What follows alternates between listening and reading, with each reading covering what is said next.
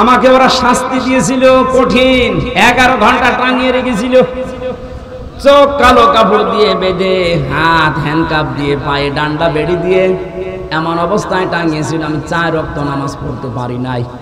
একেবারে যে কোরআন আমার সামনে, আমি সত্য কথা বলছি, যোহর আসর মাগরিব ঈশা আমি ইশারায় পড়েছিলাম, কারণ জানি না যে এখন যোহর না আসর। মাটির নিচে এমন এক ঘরে নিয়েছিল, ওখানে দিন রাত বসা যায় না। এই কঠিন অবস্থাতে শুধু জিজ্ঞাসা করতাম যে স্যার এখন কি নামাজের সময় হয়েছে? ঝাড়ি দিত উপর থেকে, কিসের নামাজ পড়বা? যে কয়টা অফিসার আমি দায়িত্বে পেয়েছি, ও একটা এত খারাপ, এত জানোয়ার, আল্লাহর ভুল ধরতো। বলেন যে লোকটা আল্লাহর ভুল ধরতে পারে তার কাছে আমির হামজা কি? আমরা মাঝে মাঝে এই নখ তুলে নেওয়ার যে যন্ত্রপাতি গুলো আছে নিয়ে এসে বলতে যে নখ তুলে এইগুলো দিয়ে, আর এখানে জালেমদের একটু শুধু ডিম মারছে তাই অনেকের সহ্য হচ্ছে না।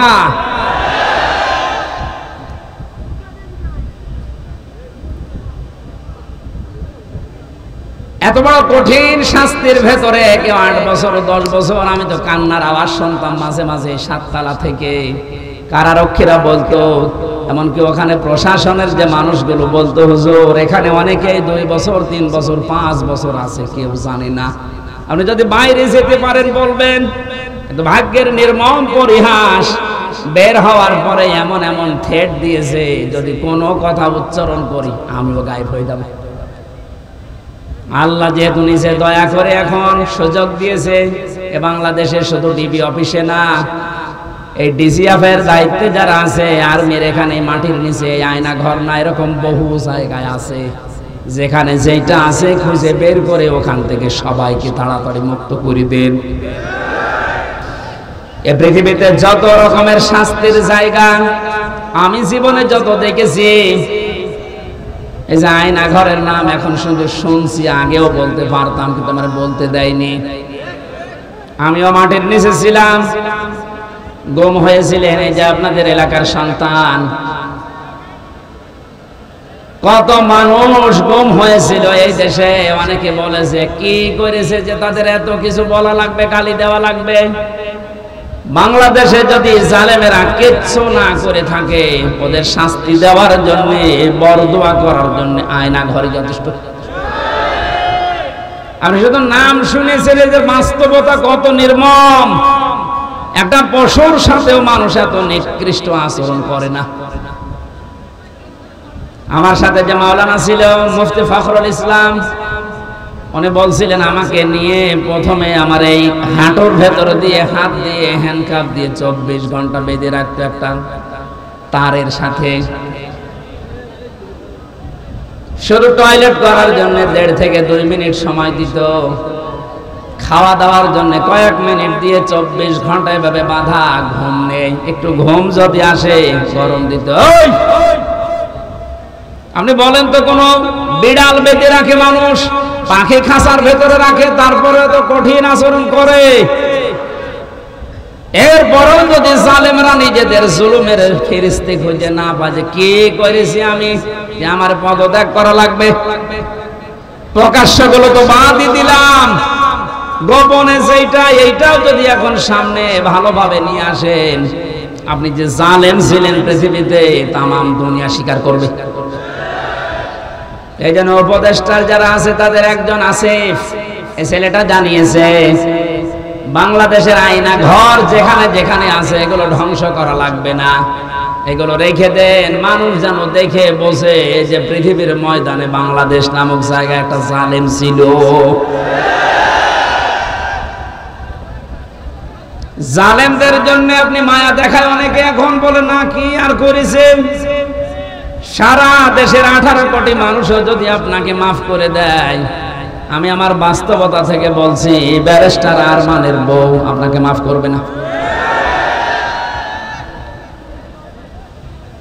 ইলিয়াস আলীর স্ত্রী আপনাকে মাফ করবে না, যে ধোঁকা দিয়ে তাকে বোকা বানালেন যে আমি কিছু জানি না, অথচ প্রমাণ হয়েছে ওনাকে মেরে ফেলা হয়েছে। এ পৃথিবীতে যত রকমের শাস্তির জায়গা আমি জীবনে যত দেখেছি, এই যে আয়না ঘরের নাম এখন শুধু শুনছি, আগেও বলতে পারতাম কিন্তু আমার বলতে দেয়নি। আমিও মাটির নিচে ছিলাম, গুম হয়েছিলেন এই যে আপনাদের এলাকার সন্তান। কত মানুষ গুম হয়েছিল এই দেশে। অনেকে বলেছে কি করেছে যে তাদের এত কিছু বলা লাগবে, গালি দেওয়া লাগবে। বাংলাদেশে যদি জালেমেরা কিচ্ছু না করে থাকে, ওদের শাস্তি দেওয়ার জন্য, বরদোয়া করার জন্য আয়না ঘরে যথেষ্ট। আপনি শুধু নাম শুনেছেন, যে বাস্তবতা কত নির্মম। একটা পশুর সাথেও মানুষ এত নিকৃষ্ট আচরণ করে না। আমার সাথে যে মাওলানা ছিল মুফতি ফখরুল ইসলাম, উনি বলছিলেন আমাকে নিয়ে প্রথমে আমার এই হাঁটুর ভেতর দিয়ে হাত দিয়ে হ্যান্ডকাপ দিয়ে 24 ঘন্টা বেঁধে রাখতো একটা তারের সাথে। শুধু টয়লেট করার জন্য 1.5 থেকে 2 মিনিট সময় দিত, খাওয়া দাওয়ার জন্য কয়েক মিনিট দিয়ে 24 ঘন্টা এভাবে বাঁধা। ঘুম নেই, একটু ঘুম যদি আসে গরম দিত। আপনি বলেন তো, কোন বিড়াল বেঁধে রাখে মানুষ, পাখি খাঁচার ভেতরে রাখে, তারপরে তো কঠিন আচরণ করে। এরপরেও যদি জালেমরা নিজেদের জুলুমের ফেরেশতা খুঁজে না পায় যে কি করেছি আমি, যে আমার পদত্যাগ করা লাগবে, প্রকাশ্যগুলো তো বাদই দিলাম, গোপনে যেটা এইটাও যদি এখন সামনে ভালোভাবে নিয়ে আসেন, আপনি যে জালেম ছিলেন পৃথিবীতে তামাম দুনিয়া স্বীকার করবে। এই জন্য উপদেষ্টার যারা আছে তাদের একজন আসিফ, এই ছেলেটা জানিয়েছে বাংলাদেশের আয়না ঘর যেখানে যেখানে আছে এগুলো ধ্বংস করা লাগবে না, এগুলো রেখে দেন। মানুষ যেন দেখে বসে যে পৃথিবীর ময়দানে বাংলাদেশ নামক জায়গায় একটা জালেম ছিল। জালেমদের জন্য আপনি মায়া দেখায় অনেকে এখন বলে না কি আর করেছে। সারা দেশের 18 কোটি মানুষও যদি আপনাকে মাফ করে দেয়, আমি আমার বাস্তবতা থেকে বলছি, ব্যারিস্টার আরমানের বউ আপনাকে মাফ করবে না। ইলিয়াস আলীর স্ত্রী আপনাকে মাফ করবে না, যে ধোঁকা দিয়ে তাকে বোকা বানালেন যে আমি কিছু জানি না, অথচ প্রমাণ হয়েছে ওনাকে মেরে ফেলা হয়েছে। এরকম একটা দৃশ্য আল্লাহ সামনে যখন নিয়ে আসবেন, আল্লাহ পাক আমাদেরকে সতর্ক করছেন, কোন বন্ধু কিন্তু বন্ধুর পরিচয় পর্যন্ত দিতে রাজি হবে না। আল্লাহ বলেন কিয়ামতে সবচাইতে বড় আপন বন্ধু যারা, এই মানুষগুলো নিজেরা নিজেদেরকে পরিচয় দেবে না। ইউবাসসারুনাহুম, যখন তাদেরকে ওকে অন্যের দৃষ্টিগোচর করা হবে, সামনাসামনি যখন মানুষকে নিয়ে আসা হবে, মানুষগুলো সবচাইতে বড় বেঈমানি করবে যে না আমি চিনি না। আল্লাহ পাক বলেন ইয়াবাদুল মুজরিমু লাউ ইয়াফতাদি মিন আযাবি ইয়াউমিযিন বিবানি। এই কঠিন পরিস্থিতি যখন তৈরি হবে, এই মানুষটা নিজেকে বাঁচানোর জন্য ও যা আছে সব ফিদিয়া হিসাবে, জরিমানা হিসাবে দিতে রাজি হয়ে যাবে। আজকে দরবেশের কথা শিখেছেন যে আমারে ছেড়ে দেন, বাংলাদেশ আমি ঠিক করে দেব। মুক্তিপণ হিসাবে মানুষ ওই দিন সব দিতে রাজি হয়ে যাবে। পৃথিবীতে যত আপন জন আছে তাদের নাম আল্লাহ সিরিয়াল আকারে কিছু দিয়েছেন, ওয়া সাহিবাতিহি ওয়া আখি। প্রথমেই মানুষ তার স্ত্রী সন্তানকে বলবে আল্লাহ তুমি এগুলো নিয়ে যাও, আমার ভাইকে তুমি নাও। ও ফাসিলাতিহিল্লাতি তুবি, এই দুনিয়ায় যারা তাকে আশ্রয় দিত, দলীয় লোক, সামাজিক লোক, বংশের লোক, যারাই তাকে আশ্রয় প্রশ্রয় দিত, এই মানুষগুলোকে বলবে আল্লাহ এগুলো দিয়ে দিলাম। বলেন নাউজুবিল্লাহ। এ কথাকে আপনি 100 ভাগ বিশ্বাস করেন? বলেন। আমি আমার নিজের কথাই বলছি, আপনি নিজের সাথে এবার মিলাবেন। এই যে নিজের দলীয় লোকজন সব মানুষ দিতে চাইবে মুক্তিপণ হিসাবে, অমাং ফেলা আরদি জামিআ, এমনকি দুনিয়ায় তার স্থাবর অস্থাবর যত সম্পদ ছিল সব আল্লাহকে বলবে আল্লাহ নিয়ে নেন, সুম্মা ইউনজি, এরপরও আমাকে আপনি নাজাত দেন, বাঁচান। মুক্তিপণ হিসাবে যেগুলোর নাম বললাম, নিজের স্ত্রী সন্তান, ভাই ভক্কর, দলীয় লোক, দুনিয়ার সব স্থায়ী অস্থায়ী সম্পদ, ওর আর কিছু আছে? সব দিতে রাজি হবে, কোরআন বলছে। এরপরও বলবে আমাকে বাঁচান, আমাকে ছেড়ে দেন। আল্লাহ পাকও জানিয়েছেন সঙ্গে সঙ্গে, কাল্লা, কখনো না, ইন্নাহা লাযা, অবশ্যই আমি আল্লাহ তাকে জাহান্নামে লাজার দরজা দিয়ে প্রবেশ করাবো। জোরে বলেন নাউজুবিল্লাহ। আল্লাহ যদি গ্যারান্টি দেয় তার ভেতরে কোনো ফাঁক ফোকর থাকার কথা? উনি বলছেন না, কখনো না। তো যেগুলো দিতে চাইনি একটাও আমি মুক্তিপণ হিসাবে নিতে রাজি না, তোকে আমি লাজাই দেব। এখন লাজা কি? আমরা এখানে অনেকে এর আগে শুনেছি যে জাহান্নামের স্তর আল্লাহ বানিয়েছেন 7টা। কয়টা বলেন বলেন? জান্নাতের স্তর কয়টা? 100টা। আমরা তাই 8টা জানি। কোরআনে কারীমের ভেতরে 100টার উপরে জান্নাতের স্তর আল্লাহ সাজিয়েছেন। এর ভেতরে জাহান্নামের স্তর যেহেতু 7টা ধাপ, 7টা, এক একটা ধাপের আলাদা আলাদা নাম আছে। 3 নাম্বার যে ধাপটা তার নাম লাযা। আল্লাহ বলেন এত ভয়ঙ্কর এটা, নাযাআতাল লিশাওয়া। এই জায়গায় প্রবেশ করানোর সঙ্গে সঙ্গে মানুষের চামড়া খসিয়ে ফেলবে। বলেন নাউজুবিল্লাহ। ও গাইবান্ধাবাসী, এই কথাটা আমি ভেতর থেকে বলছি এই কারণে, কারণ জালেম ছাড়া এখনো পর্যন্ত আমরা দেখতে পাচ্ছি অনেকে জালেমের পক্ষে সাফাই গাচ্ছে। কয়েকদিন আগে গোপালগঞ্জের এক জালেমের দোসর জানিয়েছে, আপা ঘাবড়াবেন না, আপনি ঘাবড়ালে নরম হয়ে যায়। এখনো এই কথা বলেন? আপনার বিবেক আছে? আপনি জানেন বাস্তবতা কত নিচে নেমেছিল? আবু সাইদকে নিয়ে কয়েকদিন একটা ভিডিও চলছিল যে ওরা শহীদ হয়নি, নিজে গুলির সামনে বুক পেতে দিয়ে আত্মহত্যা করেছে। এই কথাটা যদি কেউ মন থেকে বলে থাকে, আহলে হাদিসের নামে নাকি একটা লোক এই কথা জানিয়েছে। এই কথাটা যে বলেছে ও যদি তওবা না করে ওর ঈমান চলে গেছে। কারণ এই যে শহীদ, এই শব্দটা গরু ছাগলের নামের আগে লাগানো হয় না।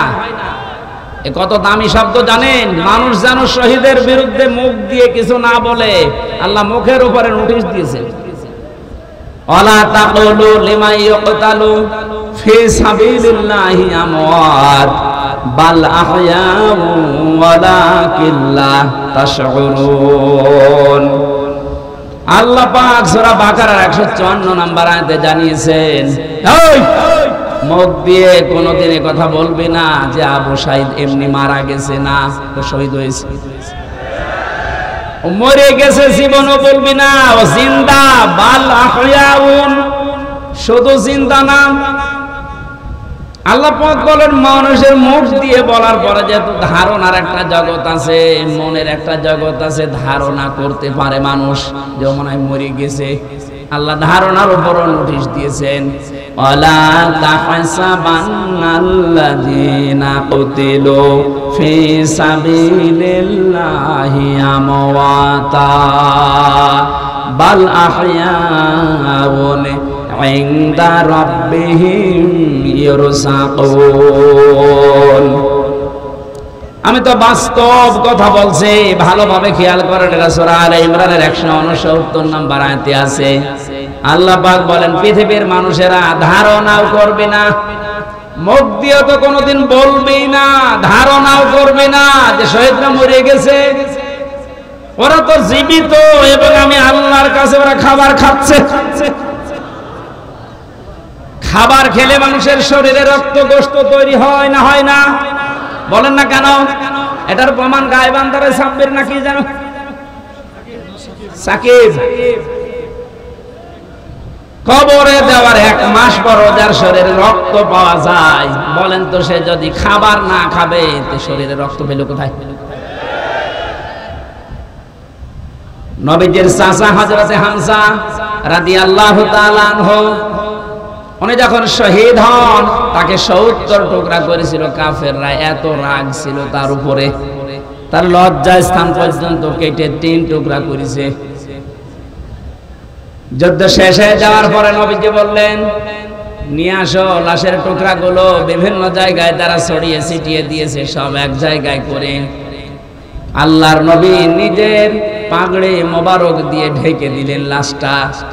মাথা থেকে হাঁটু পর্যন্ত ঢাকা হয়েছিল, বাকি হাঁটু থেকে পা পর্যন্ত বেরিয়ে যায়। নবীজি নিজেই লতা পাতা পাহাড় থেকে নিয়ে এসে ওই জায়গাগুলো ঢেকে কবরের ভেতরে দিয়ে বললেন, মাবুদ, আমার চাচা হামজার উপরে আমি এখন পর্যন্ত রাজি আছি। তোমাকে বলছি দয়া করে তুমি আমার চাচা হামজার উপরে রাজি হয়ে যাও।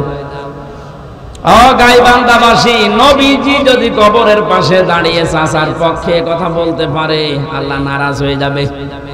বলেন। মদিনাতে একবার ঢল হয়েছিল 30 বছর পর, বিশাল আকারে ঢল। এ ঢলে হযরতে হামজার কবর ভেঙে স্রোতের মতো রক্ত আসছিল। ওই সময় যারা ছোটবেলায় যুদ্ধ করেছিল এখন তারা বয়স্ক হয়ে গেছে, মুরব্বী। রক্ত আবিষ্কার করতে গিয়ে দেখে অনুসন্ধানে 30 বছর আগে উহুদের ময়দানে নবীজির চাচা হযরতে হামজা শহীদ হওয়ার পর কাফের কর্তৃক যেখানে যেখানে আঘাতপ্রাপ্ত হয়েছিলেন ওই জায়গাগুলো দিয়ে এখন ফিনকি দিয়ে রক্ত বের হচ্ছে। উনি যদি খাবার না খাবেন 30 বছর পরে ওনার শরীর থেকে রক্ত আসবে কোত্থেকে? এখানে বাংলার জনগণ সাবধান, মুখ দিয়ে তো বলবেনই না, ধারণাও করবেন না যে যারা শহীদ হয়ে গেল, মারা গেছে, কোরআনের পাখিকে আজ অনেকে বলে মরে গেছে। না, উনি মারা যায়নি, ওনাকে মেরে ফেলা হয়েছে। মুরব্বির সাথে আমি 10 মিনিট দেখা করেছিলাম 22 সালে। কি সুন্দর কথাবার্তা, কি সুন্দর হাসি। আমার তো একদিন পরে পরে আমরা সংবাদ পেতাম ওখানে, এত কঠিন অবস্থায় আমার রাখতো। যেদিন উনি মারা গেছে তার পরের দিন পেপারে দেখলাম যে উনি মারা গেছে। বাইরে এসে দেখলাম যে ভিডিওগুলো হাসপাতালে নিয়ে আসার সময়, বের করার সময় যে হাসিটা দিয়েছিল, কোন অসুস্থ মানুষের মুখ দিয়ে ওই হাসি বের হওয়ার কথা না। অনেকে ধোঁকা দিয়ে বোকা বানিয়ে জেলার আর সুপার এখন স্বীকার করছে যে আমরা উপরের নির্দেশে এটা করেছি। আমাদেরকে বলা হয়েছিল যে সই স্বাক্ষর করে বলেন যে নির্বাহী আদেশে ছেড়ে দেবে। আমরা এই প্রসেস শেষ করে দিলাম। এই যে ডাক্তার মোস্তফা জামান নামে এই কোলাঙ্গার উপরের নির্দেশ পেয়ে শেষ পর্যন্ত সারা বিশ্বের আলেমদের মাথার মুকুট আমরা যাকে মনে করি, এই যে তাফসীর মাহফিলের জনক যিনি পৃথিবীতে, বিশেষ করে বাংলাদেশে তো হবেই। তাফসীর মাহফিলে শব্দ শুনলে মানুষ মনে করে আল্লামা সাঈদী।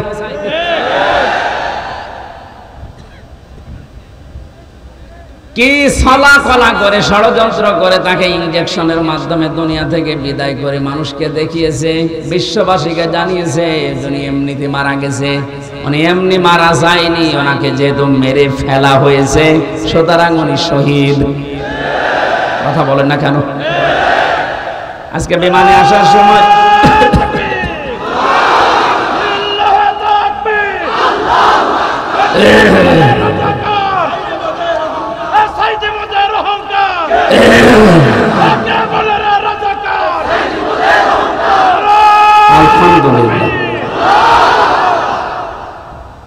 আজকে মিরপুরে নামাজ ছিল 10 নম্বরে, মিরপুর ঢাকা।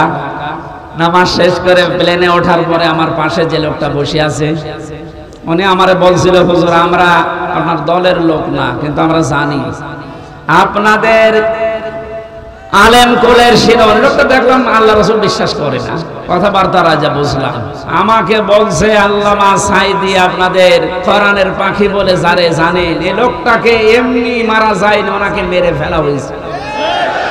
আপনারা যারা আছেন এই মানুষগুলাই চুপ করেন, এই মানুষগুলোকে আপনারা বলেন এই ডাক্তার মোস্তফা জামানকে নিয়ে আপনাকে যে রিমান্ডে নিয়েছিল 10 দিন, ওরে 2 দিন নেন, 2 দিন একটু রিমান্ডে নেন, ও সত্য কথা সব বলে দেবে যে কিভাবে কিভাবে কিভাবে।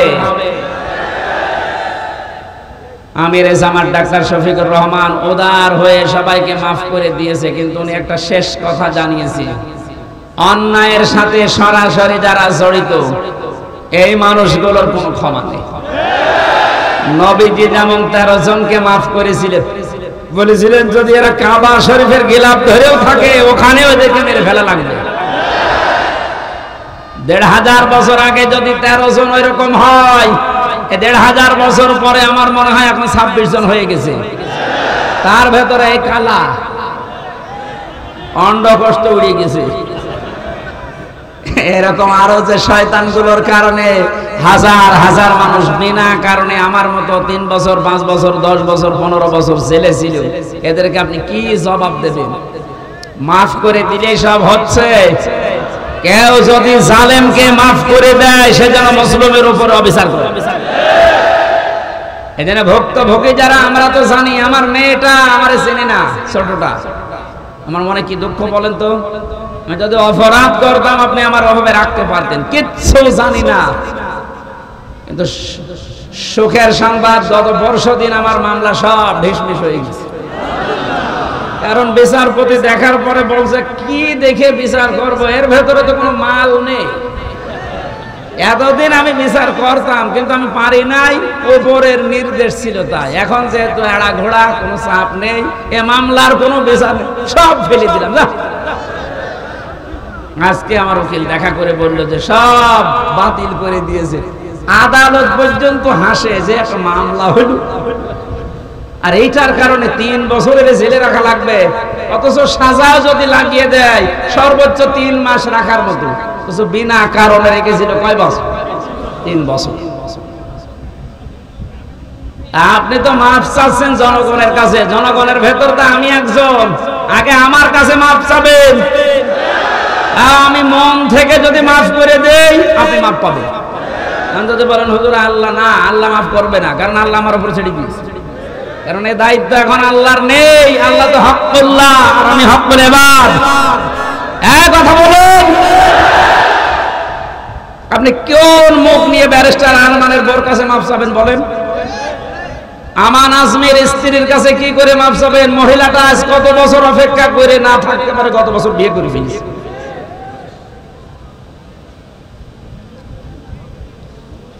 শয়তান পর্যন্ত আমার মনে হয় কান্নাকাটি করেছিল, কিন্তু জালেমদের মনের ভেতরে একটু দয়া আসে না। এত বড় কঠিন হয় মানুষ, একটু জানিয়ে দিতে পারতেন আপনি গোপনেও যে আপনার স্বামী বেশি আছে, আপনি ধৈর্য ধরেন, বের হবে। আপনি মেরে না ফেলে বাঁচিয়ে রাখলেন, আর আমরা জানি যে উনি নেই। মেরে ফেললে হয়তো ব্যারিস্টার আরমানের স্ত্রী অন্য জায়গায় বিয়ে করতো, যদি সংবাদ পেত যে আমার স্বামী নেই। এমন অবস্থায় রেখেছিলেন এর 8টা বছর, এত তারপরও কোনো অপরাধে জড়ায় নাই, ভাগ্য ভালো। কথা বলে না কেন? অন্য কোন সাধারণ মেয়ে লোক হলে কত কিছু কত জায়গায় পৌঁছিয়ে দিত। 76 বছর বয়সে এখন শুনছে নাকি বিয়ে করবে, আর তাদের বয়স 35 বছর 32 বছর। এই সমস্ত বয়সে নিজের যৌবনকে যারা 8টা বছর স্বামী আছে কি নেই এই দোদুল্যমান অবস্থায় নিজেকে কন্ট্রোল রাখতে পারে, এগুলো আল্লাহর টাটকা নির্ভেজাল ওলি।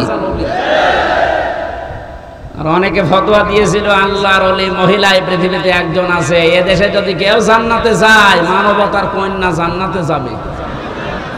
শয়তান এগুলো শুনতো আর হাসতো, আল্লাহ তুমি আমারে শয়তান বানিয়েছো।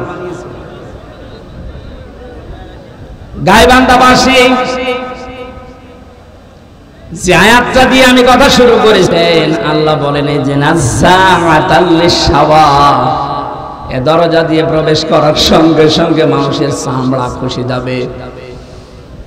রিমান্ডে আমিও 10 দিন ছিলাম, আমাকে ওরা শাস্তি দিয়েছিল কঠিন, 11 ঘন্টা টাঙিয়ে রেখেছিল, চোখ কালো কাপড় দিয়ে বেঁধে, হাত হ্যান্ডকাপ দিয়ে, পায়ে ডান্ডা বেড়ি দিয়ে এমন অবস্থায় টাঙিয়েছিল আমি 4 ওয়াক্ত নামাজ পড়তে পারি নাই।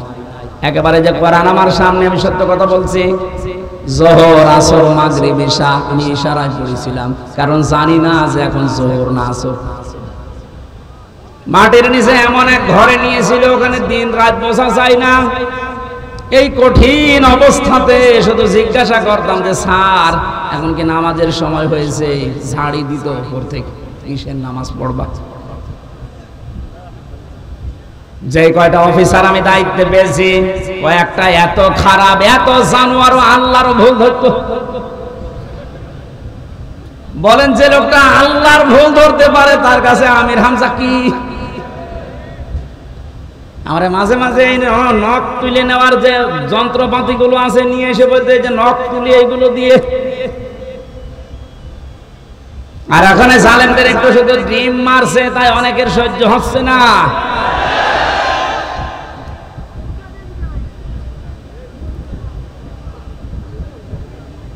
এত বড় কঠিন শাস্তির ভেতরে কেউ 8 বছর 10 বছর, আমি তো কান্নার আওয়াজ শুনতাম মাঝে মাঝে 7 তলা থেকে।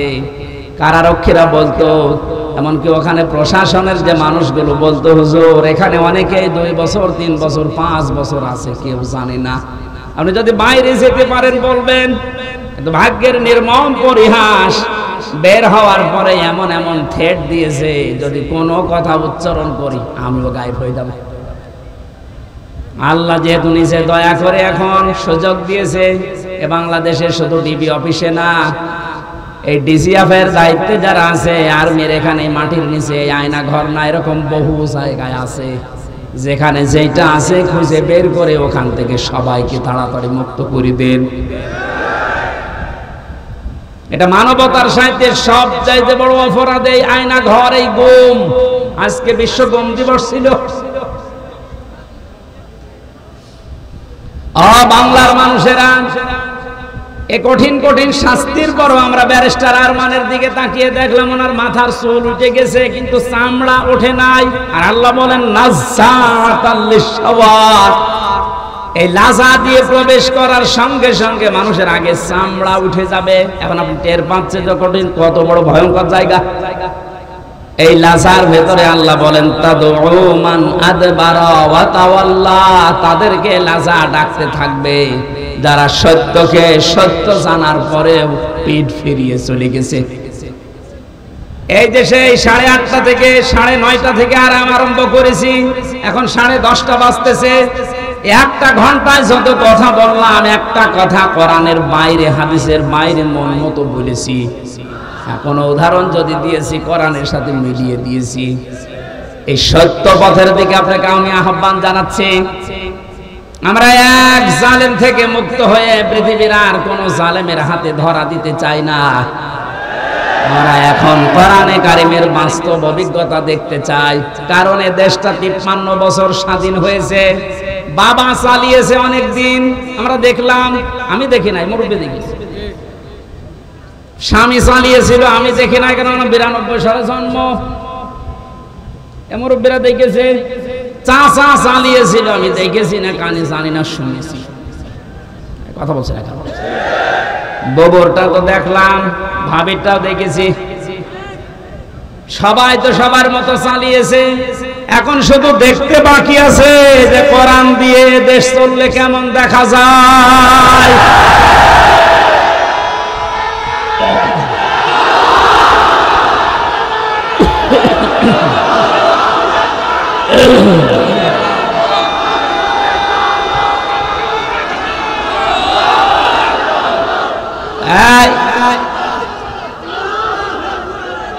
আজকে কে যেন ফতোয়া দিয়েছে যে নারায়েত তাকবীর এই শব্দটা বলা শিরক, কারণ নারায়েত মানে নারুন থেকে এসেছে। এটা পাগল। নারায়ণ শব্দটা নারতুন থেকে, নারতুন মানে উচ্চ, তাকবীর মানে আল্লাহর আওয়াজ। তাকবীর মানে কি? নারায়ে তাকবীর, এই উচ্চ আওয়াজে আপনি তাকবীর দেন, এই শব্দটা এখান থেকে। ওরা নারায়ে এখান থেকে নিয়ে এসেছে, নারুন মানে আগুনের তাকবীর। এটা আমাদের কলবের, অন্তরের এবং আত্মার সাথে মিশে থাকা একটা তাকবীর। এটা হযরত ওমর যেদিন দিয়েছিলেন, কাফেরেরা তাড়াতাড়ি করে দরজা জানালা বন্ধ করে বলছে দরকার নেই, ওর সামনে গেলে মাথা থাকবে না। সুতরাং এই তাকবীর আমরা মরণ পর্যন্ত দিতে রাজি আছি। এই শব্দটা শুনে যারা মৌলবাদ মৌলবাদ বলে অনেকে আওয়াজ তুলেছিল, আপনি আল্লাহু আকবারের শব্দের যদি মৌলবাদ বলে উল্টাপাল্টা ফতোয়া দেন, আপনার জানাজা পড়া কবরে দেওয়া জায়েজ নেই, কারণ আপনি এমনিতেও জাহান্নামে যাবেন, অমনিও জাহান্নামে। তাহলে সত্য পথের দিকে ডাকার পরে আমরা চাই চর্ম চোখে দেখতে যে কোরআন দিয়ে চললে কেমন দেখা যায়। যেহেতু আল্লাহর সাহায্য এবং বিজয় আমরা কিছুটা কিছু দেখতে পেয়েছি। অনেকে এখানে এসেছে এশার নামাজে হয়তো পড়তেও পারেন, ইযা জাআ নাসরুল্লাহি ওয়াল ফাত। হে নবী, যখন আল্লাহর সাহায্য আপনি আসবে তখন বিজয় দেখতে পাবেন। বিজয়ের ভেতরে যতগুলো কাজ আছে তার অন্যতম একটা কাজ হচ্ছে আরাআইতান নাসা ইয়াদখুলুনা ফি দীনিল্লাহি আফওয়াজা। সত্যিই যদি আল্লাহর সাহায্য এসে যায় তখন আপনি বিজয় পাবেন। আমার তো মনে হয় এত বড় বড় মহারথীরা 17 বছর চেষ্টা করে জালেমের একটু চুল পরিমাণ নড়াতে পারে নাই, কিন্তু ছাত্ররা যা করে দেখিয়েছে, এই বৈষম্য বিরোধী ছাত্র আন্দোলনের এই নেতারা, আমার মনে হয় আল্লাহ বাবিল পাখির মতো তাদের কাজে লাগিয়েছে। এটা নিঃসন্দেহে আল্লাহর সাহায্য এবং বিজয়।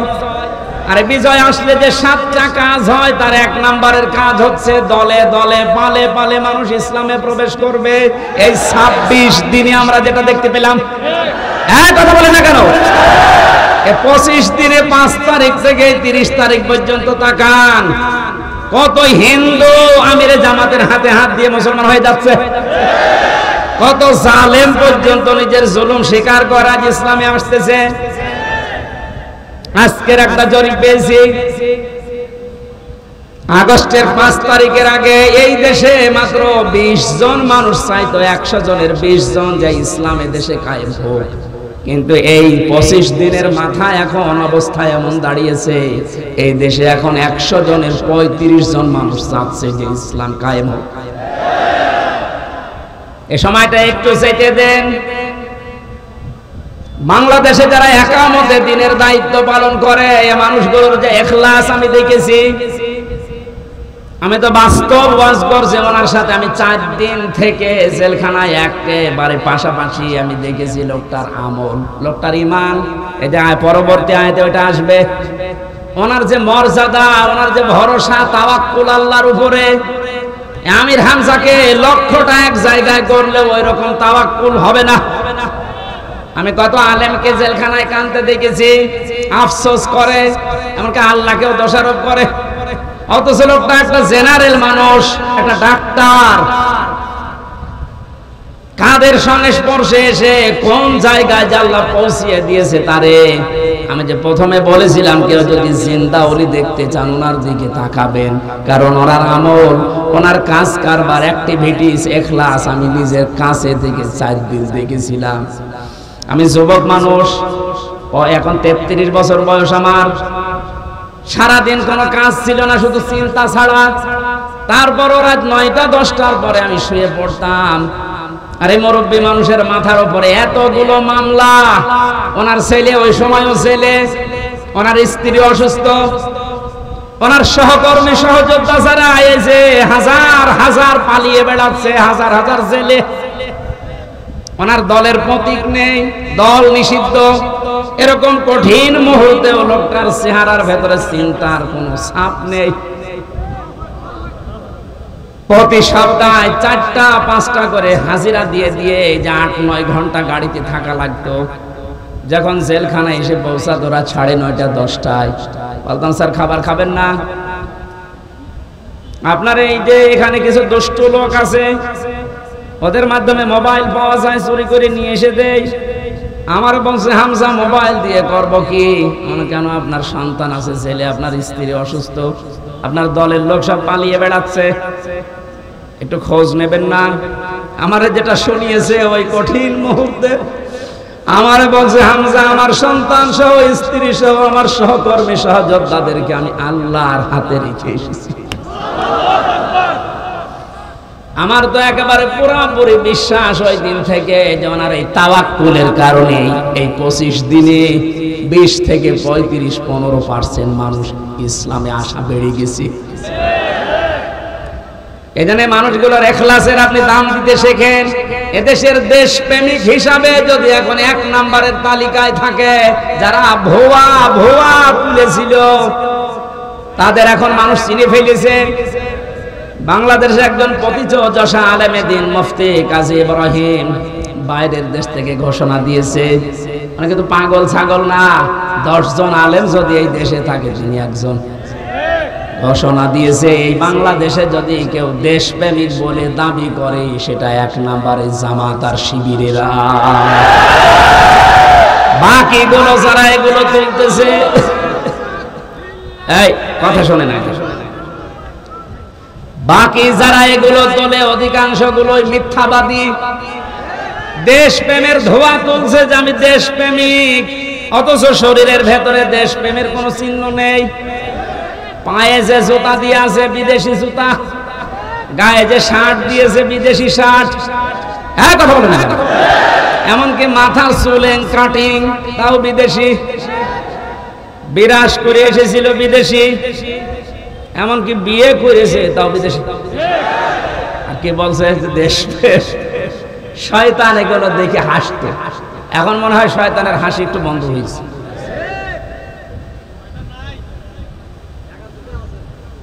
এজন্য সত্য পথে আহ্বান করলে আপনার অন্তত কিছু না থাকলেও কিন্তু বিবেক আছে। বিবেক থাকার পরও যদি কেউ উল্টা দিকে চলে যান, সে যে দলের লোক হন, আপনাকে আল্লাহ লাজাই দেবে। লাজাই গেলে প্রথমে চামড়া খসে যাবে।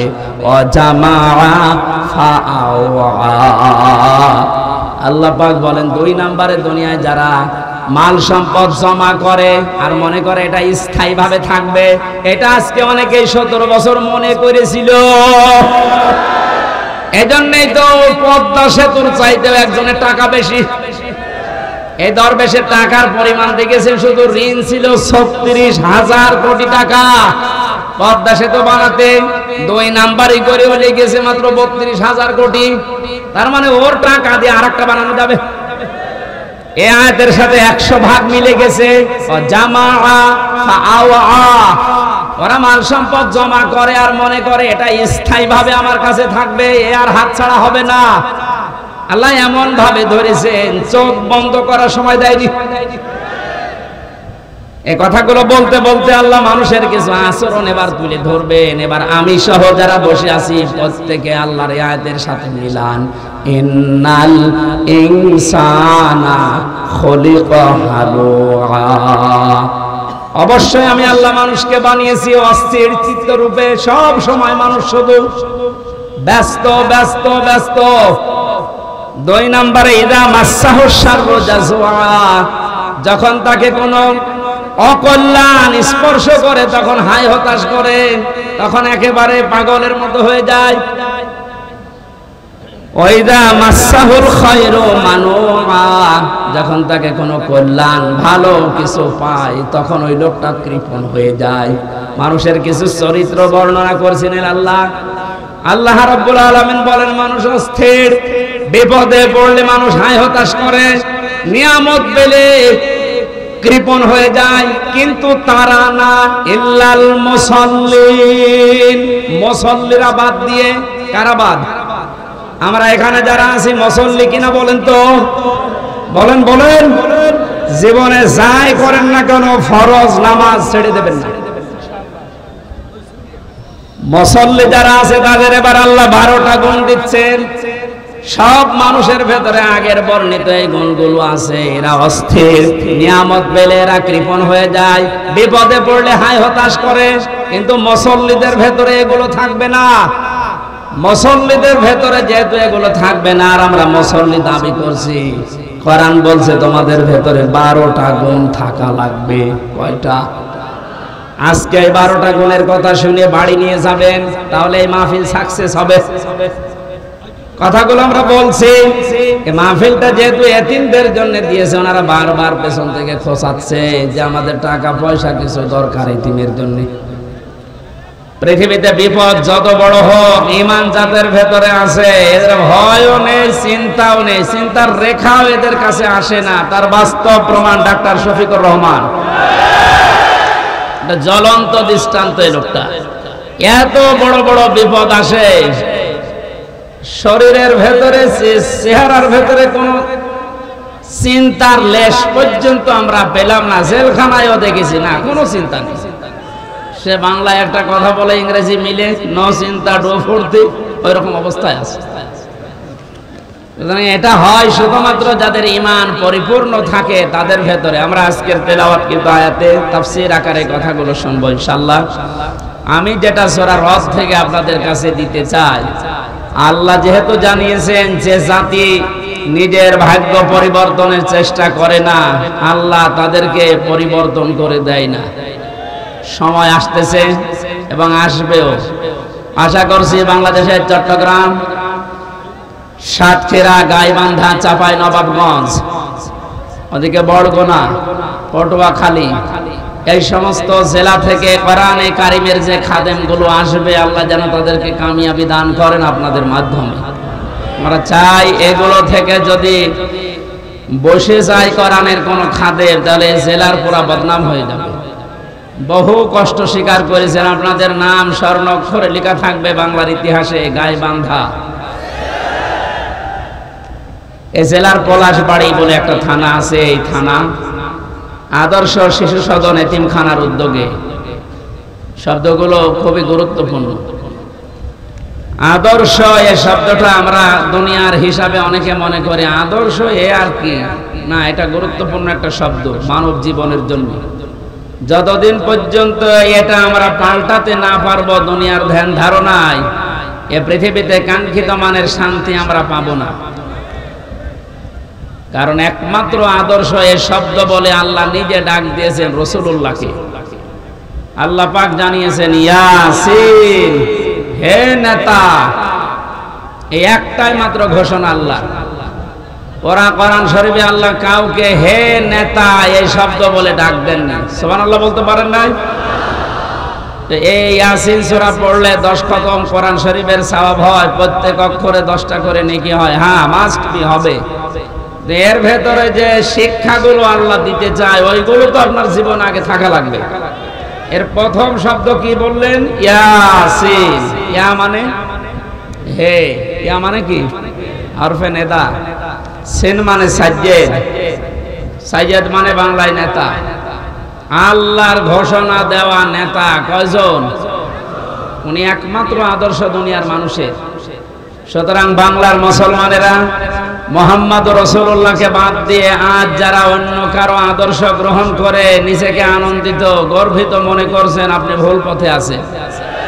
আর এই একটা কারণে আপনাকে জাহান্নামে যাওয়া লাগতে পারে। আপনি যদি অন্য ধর্মের হতেন আমি বলতাম না, আপনি যদি মুসলমান হয়তো না বুঝে ভুল করছেন। এজন্য আশা করছে আপনি এটা নিয়ে ভাববেন। মরণের পরে নবীজিকে আল্লাহ দেখিয়ে বলবে, মান হাজার রাজুল, এই লোকটা কে ছিল? আপনি যদি বলেন হাদা নাবিয়্যুনা মুহাম্মাদুর রাসূলুল্লাহ সাল্লাল্লাহু আলাইহি সাল্লাম, ইনি আমাদের নবী মুহাম্মাদুর রাসূলুল্লাহ, এই কথা বলার পরেই কিন্তু ফেরেশতারা জিজ্ঞাসা করবেন, জীবনে প্রতিটি ক্ষেত্রে লোকটার আদর্শ মেনে চলেছো? এবার আমার মনে হয় যে মানুষগুলো বিভিন্ন সময় স্লোগান দিয়েছে, আমার নেতা, তোমার নেতা, অমুকের নাম দিয়েছে, মুহাম্মদ রাসূলুল্লাহর নাম দেয়নি। ওই মানুষগুলো মাস্ট বি ধরা খাবে। আমরাও ধরা খেতে চাই, বলেন। এরপরও যদি কারো মনের পরিবর্তন না হয়, সে যেন বিশ্বাস করে তার বিবেকের উপরে কুকুরে পেশাব করেছে। ও বলছে ঠিক। এখন যদি বাড়িতে যাই, এই যে দেখেন বসে আছে, এনে যদি বাড়িতে সালাম দেওয়ার পরে ওনার স্ত্রী ওনারে গালি দেয় কুকুরের বাচ্চা বলে, ভালো লাগবে? বলেন, রাগ হবে উনি যদি জ্ঞানী মানুষ হয় চিন্তা করবে আমার তো শিক্ষিত বউ, এত ভদ্র ঘরের সন্তান, আমার গালি দেয় কেন? অবশ্যই এর জিনে ধরেছে। কিসে? জিন অথবা পরিতে ধরেছে, নাই তো আমার গালি দেওয়ার কথা না, স্বাভাবিক নেই। আপনি যদি কোরআনে কারিমের অথেন্টিক কথাটা শোনার পরে আপনার যদি বিশ্বাস দরবেশ বাবার মতো হতো, তাহলে আপনাকে আমি বলতাম না। ও দরবেশ কোরআন হাতে নিয়ে বলেছিল এর ভেতরে সমস্যা আছে, এই কারণেই তো দাড়ি কেটে ফেলেছে। আল্লাহকে অপমান করিয়েছে শুধু কোরআনে কারিমে, মানে সন্দেহ আছে এর ভেতরে, এই কথা বলার কারণে। যে লোকটা এই কথা বলতে পারে তার ঈমান বলে কিছু থাকার কথা। আল্লাহ বলেন যালিকাল কিতাবু লা রাইবা ফি, এর ভেতরে কোনো ভুল নেই, সন্দেহ নেই, সন্দেহের অবকাশও নেই। আর ওটা হাতে নিয়ে বলেছে এর ভেতরে সমস্যা আছে, তবে মেজর না। বলেন নাউজুবিল্লাহ। আমার ভাইরা, তো অল্প সময় কথা বলবে গরমে, কিন্তু কথাগুলো আপনাকে নিয়ে যাওয়া লাগবে। ইয়াসিন বলে আল্লাহ যার নাম দিলেন তার নাম মুহাম্মদুর রাসূলুল্লাহ। সুতরাং আজকে থেকে যদি বিবেকটা কাজে লাগে, মুহাম্মদুর রাসূলুল্লাহ বাদ দিয়ে আপনি আর কাউকে নেতা আদর্শ হিসাবে মানবেন না। এ কথা দেওয়া যায় না। আলহামদুলিল্লাহ। শিশু সদন এতিমখানার নাম দিয়েছে। এতিম এ শব্দটার ব্যাখ্যা শুনছিলেন, এত গুরুত্বপূর্ণ বিষয় এটা। বিশ্ব নবী নিজে এতিম ছিলেন। নবীজি জানিয়েছেন কেউ যদি এতিমের মাথায় হাত বোলায় যতগুলো চুল পড়বে অতগুলো সওয়াব হবে। এতিমের দায়িত্বে যারা থাকবে কিয়ামতে নবীর সাথে এভাবে পাশাপাশি জান্নাতে থাকতে পারবে। এ সুন্দর একটা প্রতিষ্ঠানের উদ্যোগে আজকের আয়োজন। পলাশবাড়ি SM মডেল পাইলট সরকারি উচ্চ বিদ্যালয়ে, পলাশবাড়ি পৌরসভা গাইবান্ধা। সভাপতির দায়িত্বে আছেন আমার আরাফাতের ভাই আলহাজ মাওলানা আব্দুল মান্নান মন্ডল। এতিমদের দায়িত্বে তিনি আছেন। আল্লাহ যেন এতিমদের এই দায়িত্ব পালন করার কারণে জান্নাতে নবীর সাথে এভাবে পাশাপাশি ব্যবস্থা করে দেন। মাহফিলের প্রধান অতিথি সাবেক উপজেলা চেয়ারম্যান গাইবান্ধা সদর, আমাদের অভিভাবক জনাব মোহাম্মদ আব্দুল করিম সরকার, বিশেষ অতিথি মাওলানা নসরুল ইসলাম লেবু, মাওলানা জহুরুল হক সরকার, আরো অনেক মানুষের নাম এখানে দেখতে পাচ্ছি। বিশেষ করে জনাব আবু বকর সিদ্দিক, অধ্যাপক গোলাম মোস্তফা, জনাব আবু তালিব সরকার মাস্টার, শহীদুল ইসলাম মনিরুজ্জামান সহ নাম নাসানা মঞ্চে বসা শ্রদ্ধাভাজন ওলামায়ে কেরাম, সামনে বসা মুসলমান ভাইরা, পর্দার আড়ালের সম্মানিতা মা এবং বোনেরা, প্রাণ প্রিয় গাইবান্ধাবাসী, দল মত নির্বিশেষে কোরআনের এই আয়োজনে যারা সাড়া দিয়েছেন ইবাদত মনে করে, এটা কিন্তু এখন ইবাদত চলছে। যে ইবাদতে কষ্ট বেশি ওই ইবাদতে সওয়াব বেশি হয়। সুতরাং এই কষ্ট করে যারা এসেছেন শুনছেন, ইবাদত মনে করে বলেন আলহামদুলিল্লাহ। পৃথিবীতে আল্লাহর বড় বড় দয়ার কথা আমরা শুনেছি। সবচাইতে বড় দয়া রহমত আল্লাহর পক্ষ থেকে মানুষের জন্য চারটা পেয়েছি। কয়টা বলেন বলেন? এটা তিরমিজি শরীফের হাদিস। আল্লাহর নবী বলেন এক নম্বরে মানুষের সবচাইতে বড় দয়া, কিন্তু এটা পেলে মানুষ বেজার হয়। আল্লাহর দয়া রহমত, অথচ মানুষ পেলে বেজার হয়। কথাটা কেমন হয়ে গেল না? নবীজি কেন বললেন? এবার মিলান তো। এক নম্বরে পৃথিবীর বড় দয়া রহমত, মানুষ যেটা পেলেই বেজার হয়ে যায় অধিকাংশ। তার এক নম্বরে কন্যা সন্তান। আমরা কি বেজার হব? আজ যারা জুজুর ভয় দেখাচ্ছেন বাংলাদেশে নারীদেরকে, যে ইসলামী আন্দোলন একামতে দিন যারা আছে, এরা যদি ক্ষমতায় যেতে পারে আপনাদের ঘর বন্দি করে রাখবে, এই জুজুর ভয়টা দেখানো হচ্ছে না? বাংলাদেশের জামাতে ইসলামী বাংলাদেশের শ্রদ্ধাভাজন আমির, আমার মনে হয় কেউ যদি জিন্দা আল্লাহর ওলি দেখতে চায়, ওই লোকটার যেন দিকে তাকায়। টাটকা ওলি, আমরা ওলি আল্লাহ খোঁজার জন্য সিলেটে যাই, সিলেটে যেখানে যাওয়া দরকার ওখানে যাই না। এক কথা বলে না, কেন? জীবিত ওলি দেখতে হলে এখানে যাওয়া লাগবে, সিলেটের পাশে মৌলভীবাজার কোলাউড়ায়। হেঁটে গেলে মনে করবেন এটা একেবারে জিন্দা ওলি। উনি ঘোষণা দিয়েছে নারীদেরকে আজ যারা জুজুর ভয় দেখাচ্ছেন, আমি গ্যারান্টি দিলাম যদি আল্লাহ আমাদেরকে জাতির খেদমতে কবুল করে, এই মেয়েরা পুরাটা উল্টিয়ে যাবে, তারা মনে করবে আমরা মায়ের কোলে আছি। ওনার কথার সাথে বাস্তবতার যেন আল্লাহ মিল করে দেন, বলেন আমিন। কন্যা সন্তান যাদের আছে আপনি বেজার হবেন না, কারণ কারো রিজিকের দায়িত্ব কারো হাতের উপরে, ঘাড়ের উপরে, মাথার উপরে আল্লাহ দেয়নি। যে আসতেছে দুনিয়ায় তার রিজিক সে নিজে করে নিয়ে আসতেছে। কথা বলেন এখানে, দায়িত্ব যতদিন আপনার উপরে আছে যেভাবে হোক আল্লাহ চালিয়ে নেবে। যেহেতু এটা নবীর কথা যে এটা বড় রহমত, অথচ আমরা বেজার হয়ে যাই। আমার তো আল্লাহ 2টা মেয়ে অলরেডি দিয়েছে, এখন যদি আরো মেয়ে আসে আমার কোনো নারাজি নেই, আমি খুশি। দ্বিতীয় নম্বরে হাদিসের ব্যাখ্যা শুধু বলছে, নবীজি জানিয়েছেন যারা মেয়ের বাবা আছো, মেয়েটা যখন কোনো বাড়িতে আসে ফেরেশতা পর্যন্ত বাড়িতে নাজিল হয়ে যায়। কোন ছেলে আসলে ফেরেশতা নাজিল হয়, এ কথা কোরআনেও নেই, হাদিসেও নেই। অথচ মেয়ে মানুষ আসলে ওই বাড়িতে আল্লাহ ফেরেশতা আগে পাঠায়। ফেরেশতারা আসার পরে মাথার উপরে হাত দেয়, ওই কন্যা সন্তানকে উদ্দেশ্য করে বলে এটা একটা দুর্বল দেহ, এটা দুর্বল দেহ থেকে বের হয়ে এসেছে। এই মেয়েটাকে যারা আদর যত্ন করবে, এর পেছনে শ্রম দেবে, দিনের শিক্ষা দেবে, সব পাত্র থেকে পাত্রস্থ করবে, কিয়ামত পর্যন্ত আল্লাহর সাহায্য ওই বাবা মা গার্জিয়ানের উপরে থাকবে। বলেন সুবহানাল্লাহ। যেন আল্লাহর এই বড় দয়া, বড় রহমত আমরা যেন বেজার না হই কোনোদিন। মেয়ে হওয়া মানে স্ত্রীর উপরে রাগ না, আপনার রাগ হচ্ছে আল্লাহর উপরে, কারণ ওটা তার স্ত্রী বানায়নি, বানিয়েছে কে?